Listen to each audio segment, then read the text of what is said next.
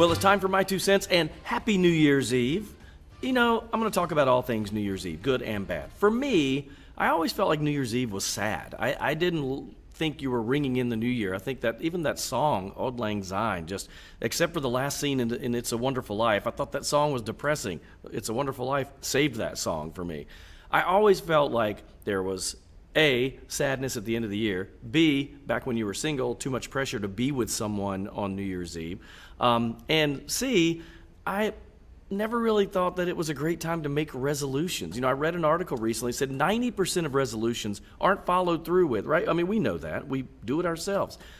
The flip of a calendar is not the best time to make a resolution. If you need to make a change in your life, you make it whenever. It doesn't have to be January 1 at midnight or 12:01.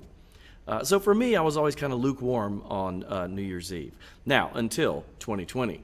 At the end of that year, I couldn't wait to say goodbye to it. I was excited. Probably one of the most exciting New Year's Eves I'd ever had until this year, because we still haven't gotten this COVID thing under control. So now I'm looking forward to 2022.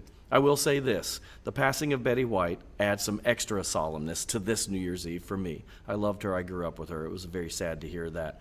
But I will tell you, that flip of the calendar, right, should not be the reason you make a change in your life. When it's time to make a change, you make a change.